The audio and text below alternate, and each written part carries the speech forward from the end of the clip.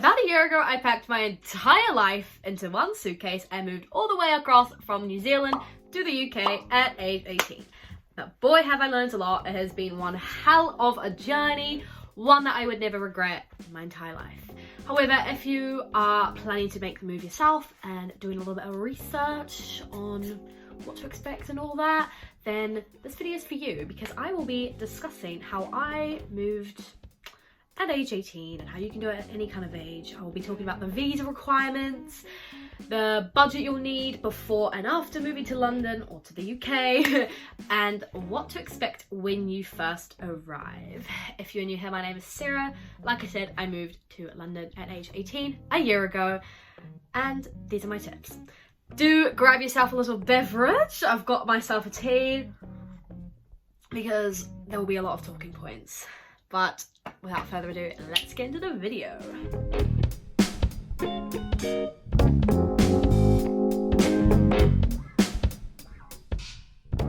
So first things first, I will be talking about the visa requirements. This is a good start for when you're thinking about moving to London. You will obviously need to be applying for a visa. This will not apply to anyone who has British citizenship or can apply for that. Those are different types. If you don't and you're like me, you just want a couple of years to kind of live in London or live in the UK, then the Youth Mobility Visa is the one for you. You can check it out down below. I will link the government website. I'll link the Youth Mobility Visa. It gives you a lot more information. Back in 2022 when I applied, it was only for 2 years. However, now it's extendable for a third, and as of April, when you apply for it, you get full 3 years. The prices don't change no matter how long you kind of want. If you want to say 6 months, you'll still be paying for the 2 years. So it's just something to bear in mind. I applied at 17 and I didn't actually know this, but you do not have to be 18 to apply for the visa. You just have to be 18 for when you're in the country. So I applied back in November 2022, didn't turn 18 to the January 2023, and I was moving to London in the March. Obviously, I was so young and the whole process was so daunting and so scary, and I was like, what? Where do I even begin? First thing you'll need to know is the requirements. So I've got them written down here. You will need about £2,530 in an account that has not moved for 28 days before you intend to apply for the visa. I actually made a little mistake and I didn't have the money in an account yet, so I applied for my visa and then realized that I didn't have that money. I didn't have the kind of proof to show that it had been sitting there that long. But that in New Zealand dollars is $5,201, which is a lot. But so you will actually need to have that money sitting there, not moving, for 28-day period. And you just show that with a bank statement, should be fine. Kind of before you apply for the visa. The next thing you obviously need to be is age 18 to 30. Now it's, I believe, 35. I think they have extended that. And you obviously need to be a resident of a country. Pretty obvious. So during the application process, you will need to provide a lot of information, and it does take time, but you do need to sit there and make sure all the information is correct, because you can actually get charged with fraud or something like that. I read something online, someone did that. Everything needs to be exact detail. They kind of require a lot of information, so you need to have that kind of on par. They'll obviously need your passport. They'll need I think I had to put my driver's license in there as well, but I can't exactly remember. They asked for my parents' history, my travel history, if I'd been to the UK before, if I'd been to certain countries in the last 3 months. It's really detailed, but it does take over an hour and you do need to sit there. They also will ask where you are staying when you first arrive. So you need to provide an address. And at the time I was like, hang on. I'm not staying anywhere. I don't have a place, but I did have a hostel booked and I used the address for that. It's basically so they give you like a little postcard that's closest to that address, so you can go pick up your biometrics card. I don't have it with me, but it's your little ID that shows you. It's like a residence permit. It's your ID for the UK, and you do need to go pick it up when you first arrive. Otherwise, you can't apply for jobs, you can't apply for flats. It's like, you need that. And so I would suggest having a pre-booked accommodation, or even if you know someone in the UK, pop down their address, because you might be visiting them or staying with them. But that was one that really tripped me over, because I was like, whoa, where am I staying? But it's literally not the end of the world. It's just so they can give you a post office. The next part of the visa application process. So once you've done all that information giving and you've like done the form online, they will ask you to book a biometrics appointment. And this is just to get your biometrics done, which is basically your fingerprints and like a little picture of your face. And that is also where you provide all your documents, which is the bank statement, proof of funds, like all that stuff, your passport, all that jazz. And if you're like me, New Zealand is it's very small city, so we don't have a lot of centres, biometric centres. There's only 2. Oh, that might be 3. I had to actually go to another city to go get it done, which was another kind of trip that I didn't really factor in. But pretty much, it's a really chill appointment. Like, you book it online, they'll give you a confirmation letter that you will require to take to your appointment. They'll also give you like a little checklist. Because I was under the age of 18, I did have to provide a letter of consent from my parents, just as part, it's just like an additional thing.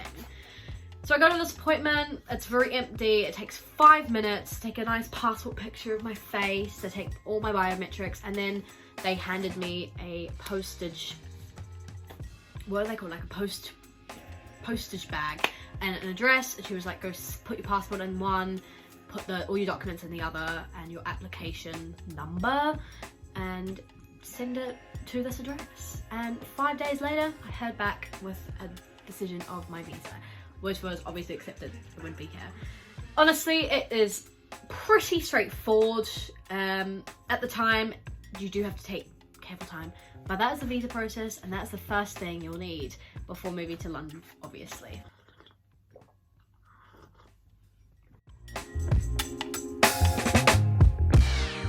It's time to talk about the budget before and after you move to London. A little bit of a disclaimer though, I am coming from my New Zealand kind of perspective and point of view. Obviously New Zealand is so far away and it did cost me an arm and a leg to get here. But it's just kind of my experience moving from New Zealand to London. So, because I'm gonna pretty much give it all in like pounds and dollars, so yeah. So obviously with the visa stuff, you'll need to have prior money to kind of apply for it. You'll need the £2,530, like before you apply. The visa cost, application cost was around 200 New Zealand dollars. I've written all down on my laptop, so I'm just reading off that. Which is quite a lot, but not a huge amount, so £100. And then you will also need to pay an NHS fee, which was around £521. So altogether, you will need to have kind of around $1,300-ish just for the visa stuff before you kind of move. The next thing you'll need is flights. So my flights were booked in quite far advance. Do not recommend doing that until you've done your visa. And it did cost me about $1,600, so about £800, just to get from Auckland to Heathrow. And I went on a budget airline, so if you are thinking about making the move, try book it in advance. You obviously need a date of when you're moving for your visa, so try book it in advance because it's expensive. So yeah, about $1,600. And then another thing you'll need to kind of bear in mind is an initial accommodation for when you first arrive in London. This, you can do it as cheap or expensive as you want. Some people are lucky and they have family here to kind of let them stay with them. I wasn't. Obviously with my global work and travel kind of debacle, I got a hostel booked for me, 5 days free, which was good and not good, if you know what I mean. It was bad, but obviously you'll need to find a place to rent, and you can't just do that from New Zealand, you do actually have to be in the city before. Also, if you're like me and you take a really long time getting over jet lag, I was just booking an accommodation for at least a week. I even think a week is a bit too short. I've seen people talk about kind of these sorts of videos. They talk about have a month of initial accommodation paid for, so you're not stressing about finding a place to rent. The rental market in London is very hard. It's not everyone is as lucky as me. I found my place really quick, but some people do take a long time, and it's just better to have that kind of safety net, I suppose. I would suggest hostel or Airbnb. Obviously my hostel was around about £50 per night, or even an Airbnb you can get some good deals in that, and you also want to have, you know, somewhere central so you can explore the city as well. So I would definitely budget around £1,500 for a month or two for that first initial accommodation. You may be thinking that's a lot, and you may not need that much, but obviously it's always better to have more money just in case. You just do not know, and it's a bit foreign as well. Moving countries is quite a stressful time, so definitely have more money up your sleeve just in case. Yeah. The next kind of thing you'll also need to factor in is you'll need to have a rent deposit up your sleeve. The rental market, like I said, is quite gruesome, and some do require quite a lot kind of money to pay up front, and it can be a lot for you as well. I've heard some bad stories of people paying, or like landlords and stuff may require you to put a holding deposit onto the place or pay a 6-month rent up front. That is a lot, and it's always good to have that money to like factor in if you really love the place. If you don't love the place, obviously do not pay 6 months up front. But if you love it and you're like, this is the best place, like I've looked for so long, they are asking me to pay so much rent and all that stuff, then obviously you're going to want to pay it. But I'm going to be talking about what I paid on my flat. I was lucky enough that I didn't have to pay any holding deposit. I didn't have to pay any rent up front. But here's what I did have to pay. So my rent is £750 a month, and I had to pay £750 for my last month of rent, and then on top of that I paid £469 for 2 weeks of rent. That's quite good, and I had the money for that as well, so that's about 1,000, I think it was about 1,200-ish, and that was quite good. I think it's always good to have that money, so I would suggest £2,000 for the rent. Yeah, you may be lucky enough, or you may not be lucky enough. Like I just can't even imagine paying £4,500 up front. I did not have that kind of money, but you just don't know. So I would suggest £2,000 minimum for rent. Obviously my rent is pretty good.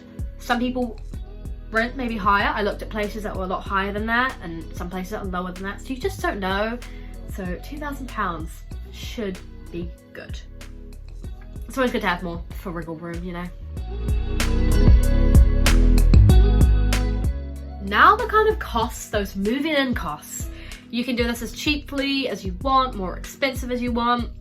If you are looking for the cheap side, like I was just going to Poundland, Primark, IKEA, just to get some stuff. Most rooms and flats come fully furnished, however, some don't. Mine did, and I was lucky enough that mine came with a bed and a wardrobe and like what are they called? Coat hangers. So I kind of just needed to buy some sheets and some wall decorations, and I bought like a little bedside table as well, but I honestly got everything off Primark. Primark is like Kmart. Australia and New Zealand may get that. It's just, you can get all your cheap kind of stuff there. Yeah, so you can just get some really cheap pillows from Primark, some cheap duvet stuff. You can kind of do it as cheap or expensive as you want. Another thing to factor in is that if you may not have a job lined up. Some people are really lucky that they do. I didn't. So you do need to factor in that you won't get paid for another month once you get the job.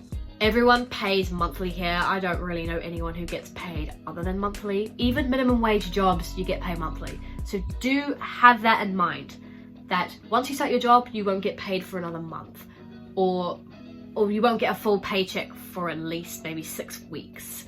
The first time I started my 2 jobs, I started in the middle of the pay period, which means I got first 2 weeks, but I didn't kind of get a full paycheck for another month. So you will need to have those kind of living costs, you know, like groceries, rent, up your sleeve, because you don't want to run out of money. You do not want to be cut out short. So do bear that in mind. All right, I do need another tea because I'm about to go over the total and it's so much money. Okay. Right, so let's look at the total costs.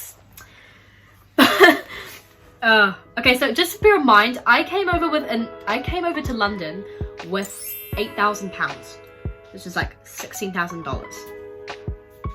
And even then, I don't think that was enough. So I would say it's going to cost around £9,000 to be on the safe side to settle in London. Now this may seem like a massive number. I'm looking at that, I'm like, whoa.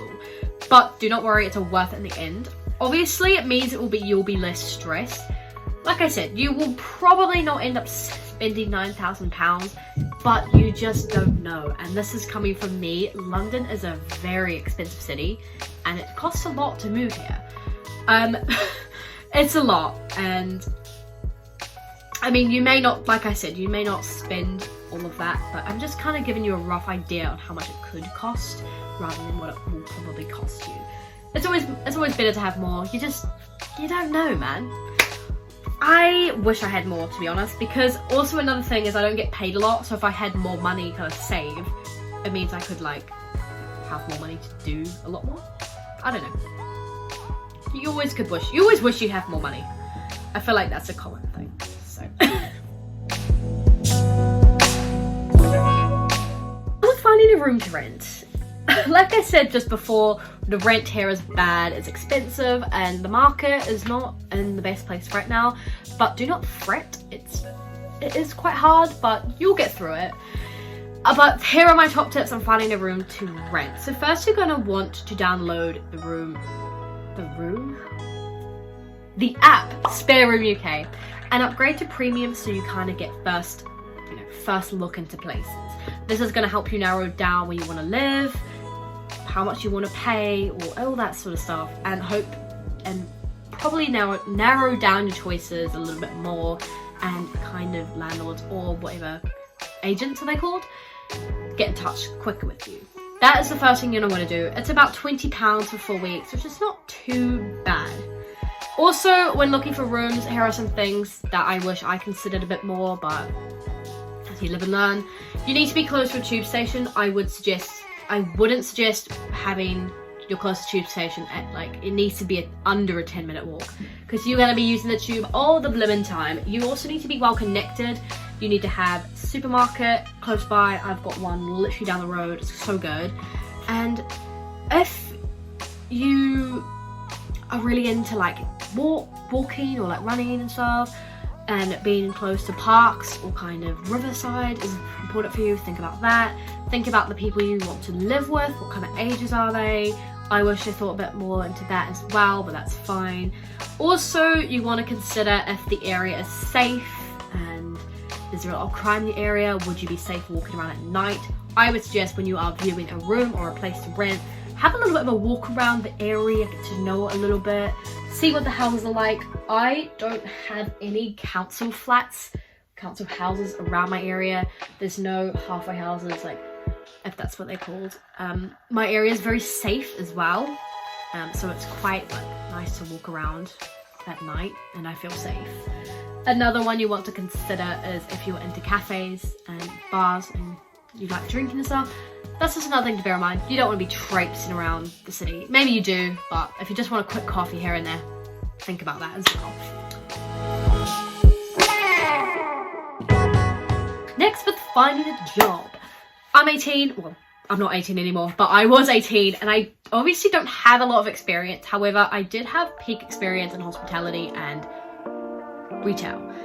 I'm obviously not a corporate girl. I'm not a lawyer. I didn't have any kind of like, you know, I'm not that kind of person. Working in a pub would be your best option, and the way you find a job is go on Indeed.com. They only really use Indeed here. It's a good website. There are plenty of jobs in hospitality. We are always hiring, and working in a pub is great fun. It's a lot, but it is so much fun and it's so worth it. It's a very social job, and you meet a lot of people who are your similar age. Obviously, I'm only speaking from my experience. When I started, I was 18. And obviously everyone who works in a pub is kind of under 25. But honestly, it was a great time, and you'll learn a lot. And there's lots of people from other countries, and they love other people especially from Australia and New Zealand. They love us. But yeah, I don't know what people's kind of jobs are. I'm just kind of basing it off my experience. Hospitality, working in a pub is always the way to go. It's just chill, it's a vibe. I wouldn't suggest anything else but a pub. Like, my shout out to pubs in London. Pubs in London are the bread and butter, yo. Like, oh, I love it so much. That is life. You were set up in London now, and you're ready to enjoy. London's a great city, and I'm actually really sad. I don't know if people know this, but my time here is coming to an end, and I'm so sad about it. But wow, I need to share more of my like advice videos. So do like and subscribe. I really hope this helps. And you may be like, whoa, too much information, Sarah. That's crazy, man. Do not worry. Actually, maybe no. Do not worry. London is expensive, but I do promise it is all worth it. It is great. And I will see you very, very soon. Hope you enjoyed this video. And yeah, I literally just said it already, but I will see you very, very soon. And good luck if you're thinking about moving to London. You won't regret it.